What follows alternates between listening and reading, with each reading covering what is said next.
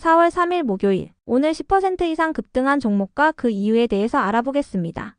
오늘 장은 오후 4시 키움증권 기준으로 코스피 지수는 0.76% 하락한 2486.70포인트로 마감했습니다. 외국인은 매도, 기관은 매수로 임한 가운데 개인은 매수로 대응했네요. 오늘 코스피 거래 대금은 8조 원입니다. 한편 코스닥 지수는 0.20% 하락한 683.49포인트로 마감했습니다. 외국인은 매도, 기관은 매수로 임한 가운데 개인은 매수로 대응했네요. 오늘 코스닥 거래 대금은 5조 원입니다.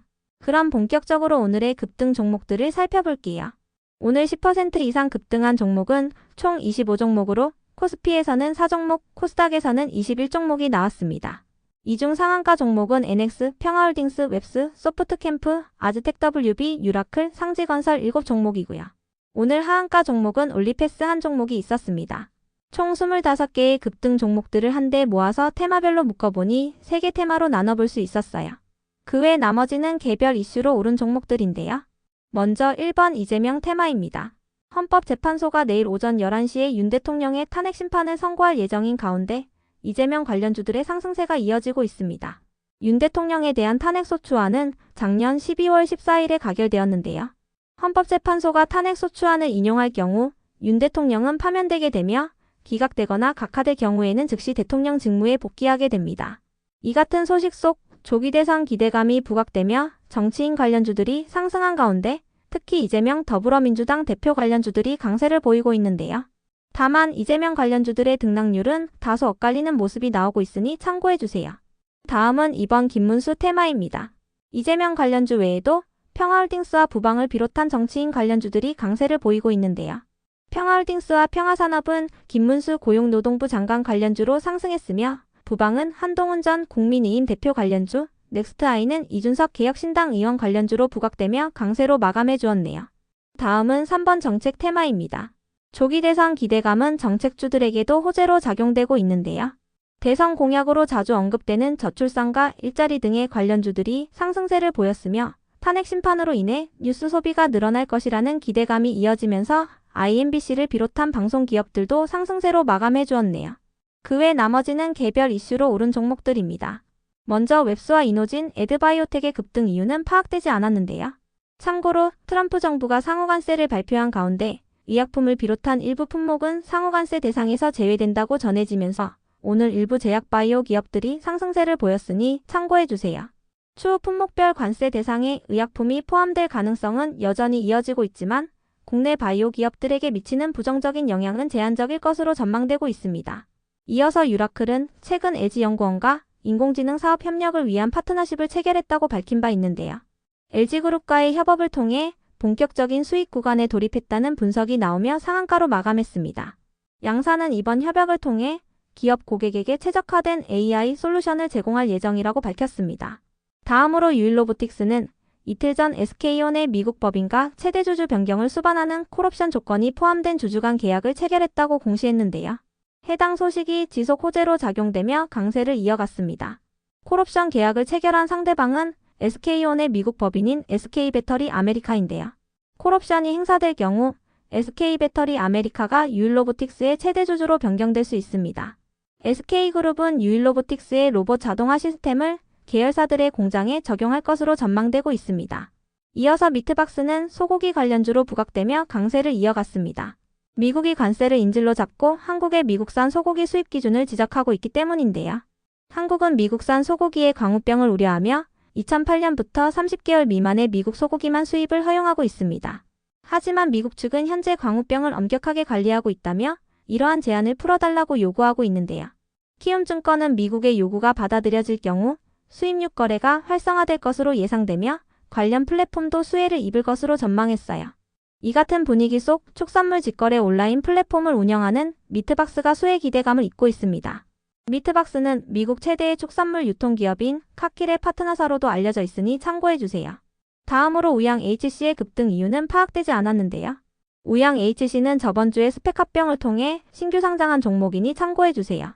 우양HC는 산업용 설비 기업으로 대규모 오일과 가스, 그리고 석유화학 플랜트 생산 설비와 기술을 보유하고 있습니다. 이어서 동아기업은 언론을 통해 자회사인 동아일렉트로라이트가 미국 기업과 3,500억 원 규모의 배터리 전해액 공급 계약을 체결했다고 밝히면서 상승했습니다. 이번 계약 물량은 미국 테네시주에 있는 공장에서 생산하여 현지 고객사에 공급될 예정이라고 밝혔는데요.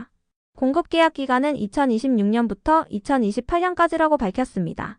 다음으로 AU브랜즈는 오늘 코스닥 시장에 신규 상장한 첫날 강세로 마감했습니다. AU브랜즈는 레인부츠와 어그부츠 등을 판매하는 패션 잡화 기업으로 장중 최고 82%까지 상승했지만 종가는 공모가 대비 12% 상승한 가격으로 마감해 주었네요. 이어서 금강공업이 상승했습니다. 최근 전국 곳곳에서 대형 산불이 발생했던 가운데 국민의힘이 산불 피해 지원을 위해 3조 원 규모의 추가 예산 편성을 요청했다고 전해졌기 때문인데요. 이와 함께 조립주택 2,700동을 설치하는 등의 지원 대책을 내놓았다고 전해지면서 금강공업을 비롯한 모듈러 주택 관련주들이 상승세를 보였습니다. 끝으로 오늘은 하한가를 간 종목도 한 개가 있었는데요. 올리패스가 오늘 하한가를 갈 만한 악재는 파악되지 않았습니다.